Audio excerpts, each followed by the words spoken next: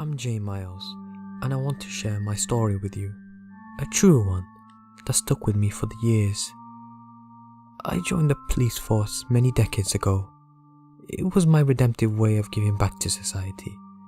When I was younger, in my mid-20s, I committed petty crimes in a desperate attempt to fit in.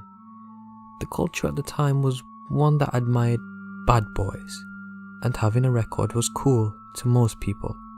I grew out of that. I was partnerless for some of the 911 calls I responded to, and I'm just thankful to whatever being exists out there that I had a partner for this call in particular. Our police cruiser was parked in a dark alleyway, tucked between its brick walls so as to catch speeding drivers. It was around 1 AM when we received a dispatch. Someone called about a woman who was walking the streets barefoot with her baby while murmuring things to herself. That's all we were told. We arrived at the scene. My partner Rob and I were on edge the moment we got there, not least because Central Valley was a notoriously bad neighborhood. After circling the area a few times, the woman was nowhere to be found, so we decided to park the cruiser and knock out some doors. After circling the area a few times, the woman was nowhere to be found, so we decided to park the cruiser and knock on some doors. The 911 caller was anonymous, so we weren't able to speak with them directly. Most folk were asleep at the hour, and we had to settle for whoever happened to be walking the street that night. "You see that?" said Rob. Someone disappeared behind a wooden gate by a house, and we had just missed them. Rob and I jogged over to see if we could get to this person, our possible suspect. I could see folks in their homes peeking through curtains, staring curiously at two cops running around in their neighborhood. It looked like the suspect entered someone's backyard through an open gate, so we flipped on our flashlights and followed. The backyard was pitch black, and we couldn't see anything that wasn't within the narrow beam of our flashlights. I noticed my partner's light was shaking mildly. "You okay?" I asked him. "I'm fine." "It's okay to be scared, man," I said, chuckling. A rusty swing set moved at the wind, and the trees around us sounded its leaves. My body shivered, not at the cold breeze, but at the atmosphere. It was unsettling. I could only imagine how much more my partner was. "Excuse me, sir." The homeowner suddenly opened her back door. "Sorry, ma'am," I said. "We'll be off your property in no time. Didn't mean to scare you. My partner and I are looking for a woman who is reported."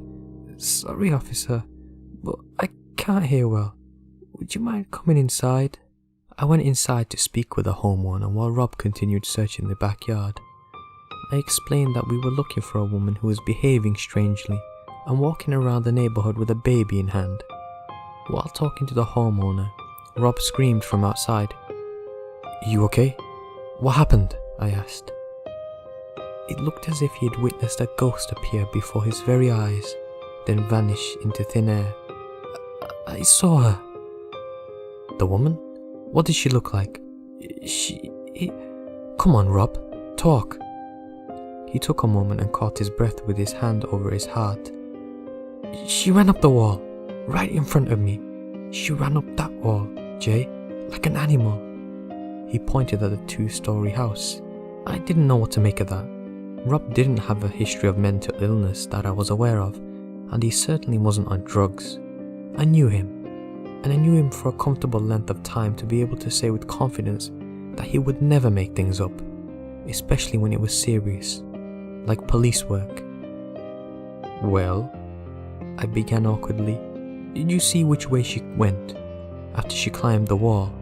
"The bushes over the metal gate, there," he said, flashing his light at it. "I saw them moving. With our guns drawn, we hopped over the gate and searched the next door neighbor's property." "Wait," said Rob.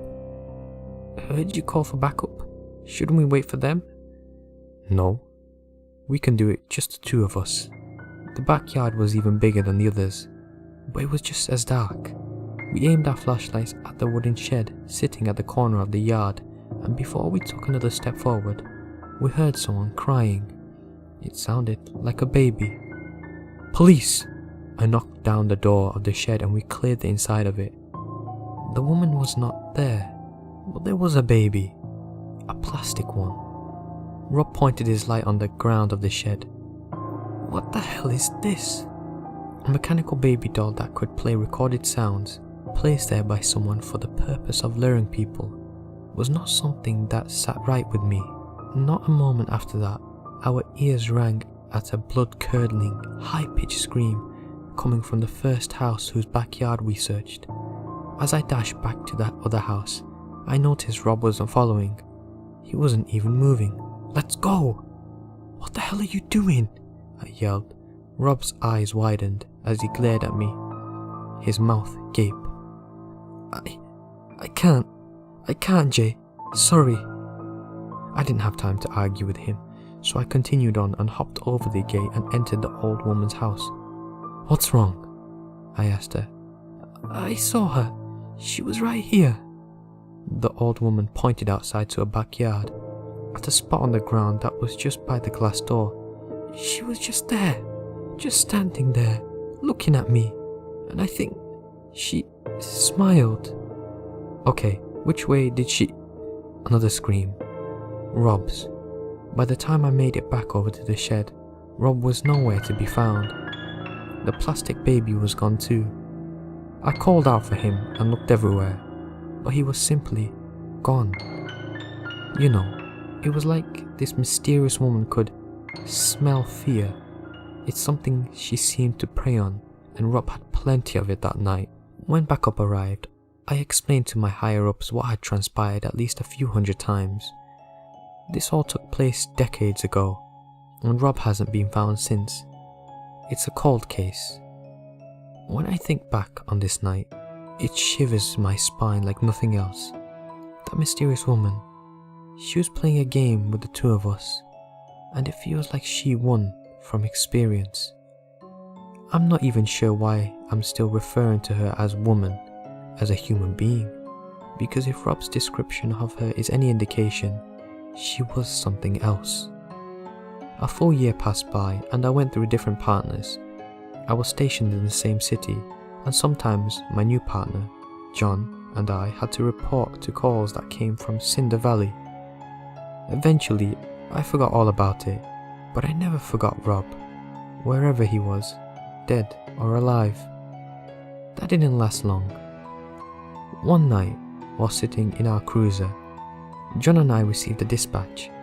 It seemed like an ordinary call, until the operator mentioned something about a woman talking to herself on the street with a crying baby in hand.